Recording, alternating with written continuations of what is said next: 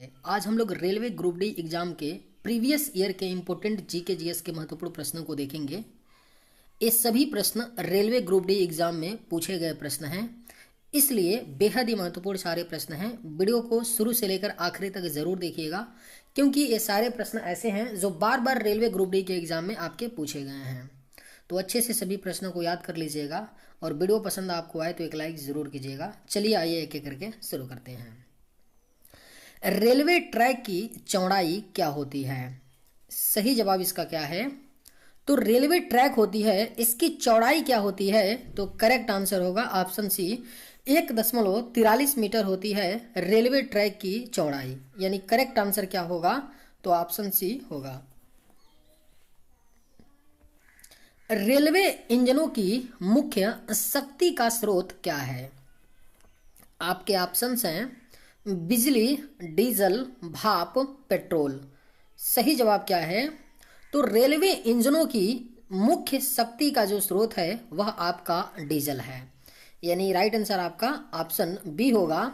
Railway इंजनों की मुख्य शक्ति का जो स्रोत होता है वह आपका डीजल होता है।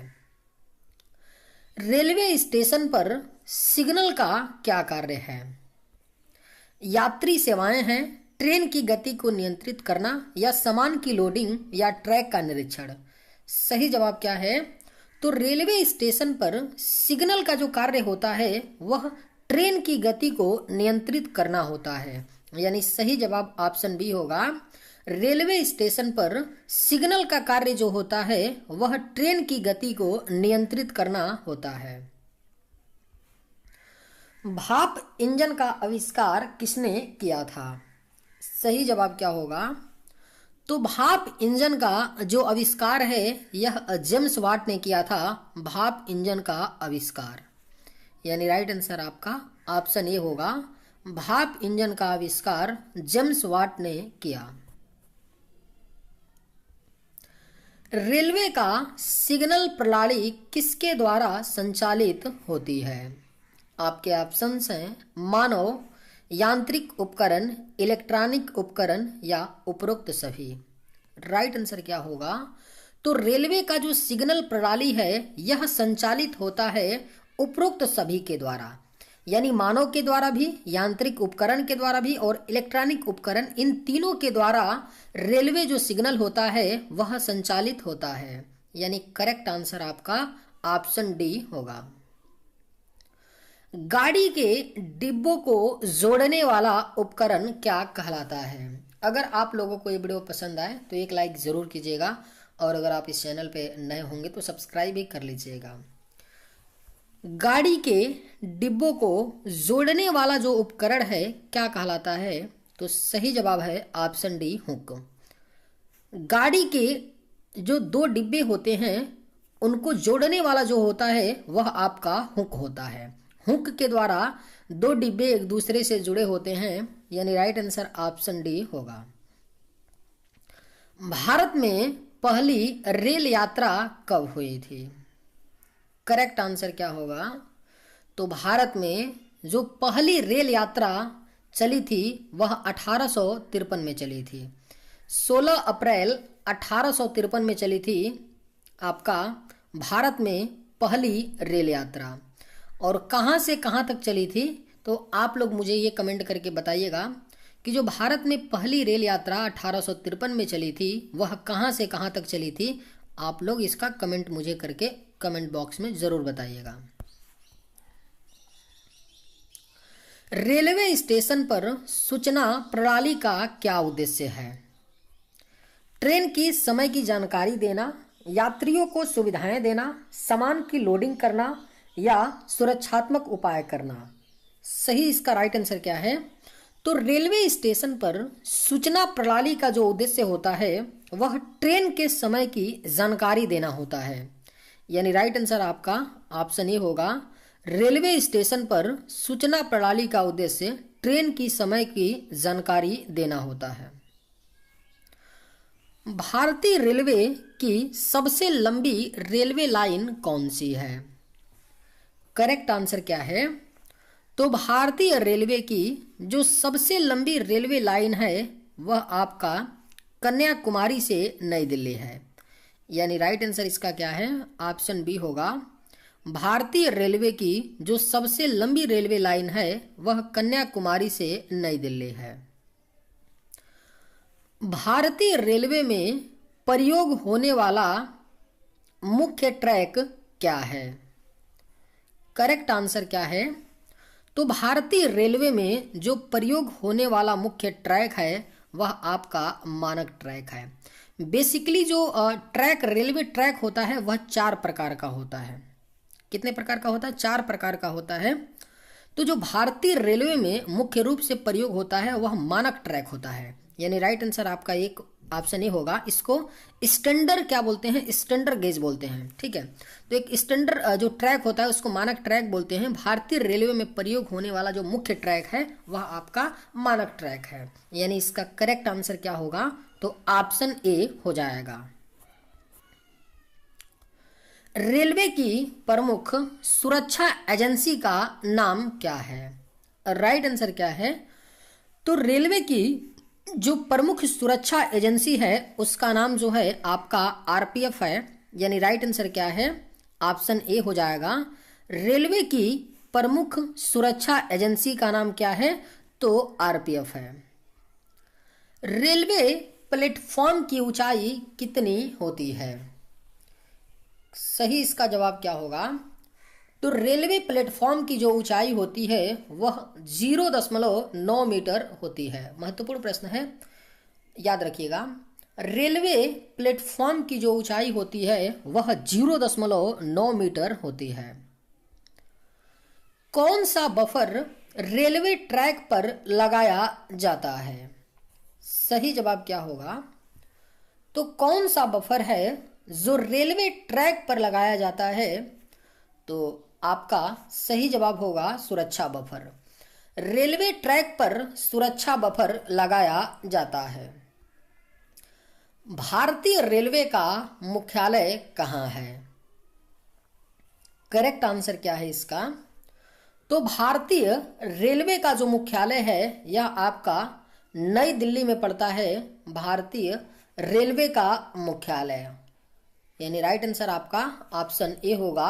भारतीय रेलवे का मुख्यालय नई दिल्ली में स्थित है। ट्रेन के पहिए का व्यास कितना होता है? वेरी वेरी इंपॉर्टेंट क्वेश्चन है। कई बार ग्रुप डी में क्वेश्चन पूछा गया है, 1-2 बार नहीं, कई बार पूछा गया है, इसलिए पूछा जा सकता है फिर से।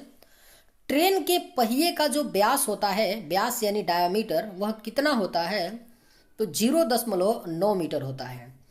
ट्रेन के पहिए का जो व्यास होता है वह 0.9 मीटर होता है। कौन सी प्रणाली रेलवे में गति की स्वचालित निगरानी करती है? करेक्ट आंसर क्या है?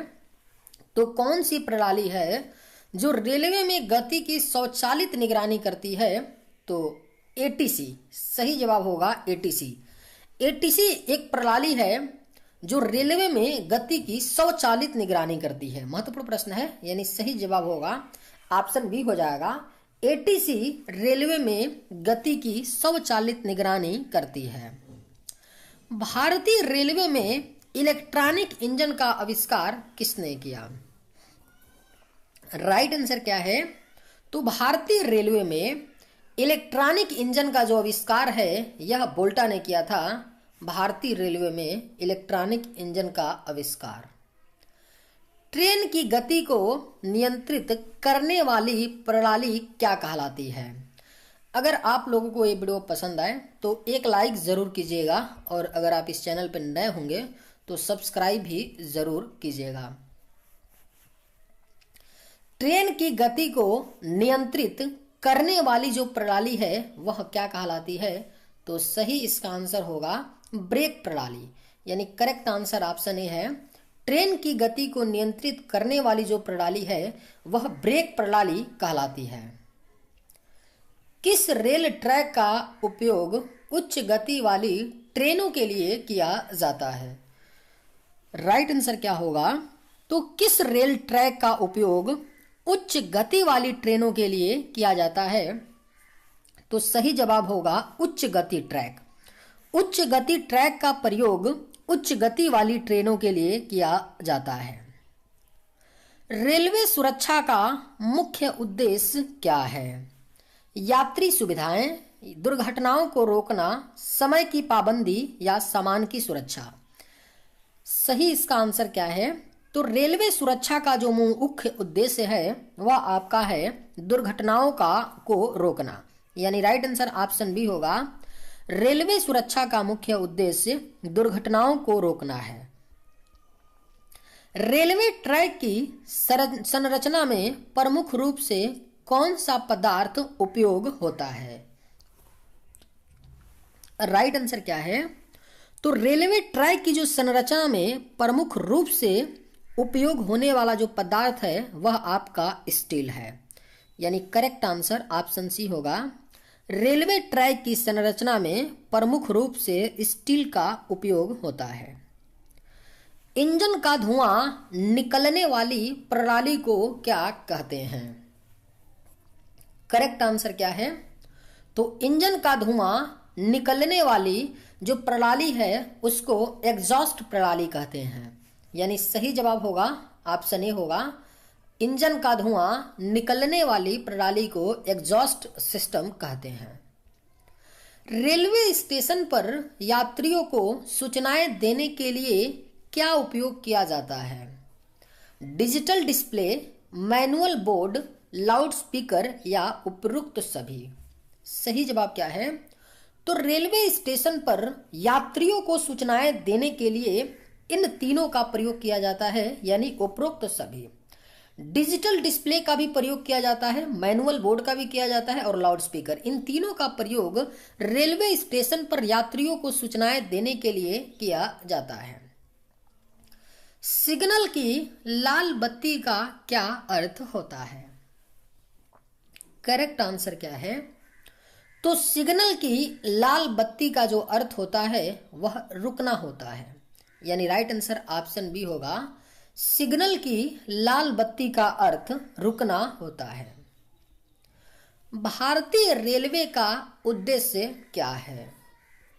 यात्री सेवाएं हैं, माल परिवहन है, दोनों ए और बी या कृषि विकास है। सही जवाब क्या है? तो भारतीय रेलवे का जो उद्देश्य है वह आपका सी है, यानी ए और बी दोनों, यात्री सेवाएं और माल परिवहन। भारतीय रेलवे का उद्देश्य ये दोनों होता है, यात्री सेवाएं भी और माल परिवहन भी, यानी राइट आंसर ऑप्शन सी होगा। सविनय अवज्ञा आंदोलन के दौरान गांधी जी ने कौन सा कानून तोड़ा? वेरी वेरी इंपॉर्टेंट क्वेश्चन बन रहा है आपका ये, अच्छे से इसको याद कीजिएगा। सविनय अवज्ञा आंदोलन के दौरान गांधी जी ने कौन सा कानून तोड़ा? तो सही जवाब होगा ऑप्शन ए, नमक कानून। सविनय अवज्ञा आंदोलन के दौरान गांधी जी ने नमक कानून को तोड़ा। गांधी इरविन समझौता कब हुआ था? सही जवाब क्या है? तो गांधी इरविन जो समझौता है यह आपका सन 1931 में हुआ था, गांधी इरविन समझौता, यानी करेक्ट आंसर ऑप्शन सी होगा। गांधी इरविन समझौता 1931 में हुआ था। गांधी जी ने हरिजन पत्रिका की शुरुआत कब की?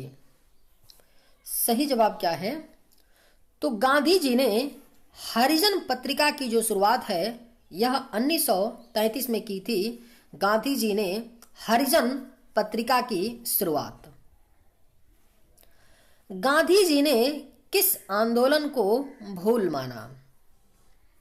असहयोग आंदोलन, सविनय अवज्ञा आंदोलन, भारत छोड़ो आंदोलन या खिलाफत आंदोलन को। गांधी जी ने किस आंदोलन को भूल माना था? तो करेक्ट आंसर होगा ऑप्शन ए, गांधी जी ने असहयोग आंदोलन को भूल माना, यानी राइट आंसर आपका ऑप्शन ए होगा। महात्मा गांधी ने अपना पहला उपवास किस आंदोलन के दौरान रखा? करेक्ट आंसर क्या है? तो महात्मा गांधी ने अपना पहला उपवास जो है अहमदाबाद मिल हड़ताल आंदोलन के दौरान रखा था। आज के वीडियो में हम लोगों ने 30 इंपॉर्टेंट प्रश्नों को देखा। ये सभी प्रश्न बेहद ही महत्वपूर्ण होने वाले हैं आपके ग्रुप डी एग्जाम के लिए। वीडियो पसंद आया हो तो एक लाइक भी कीजिएगा और सब्सक्राइब भी कर लीजिएगा।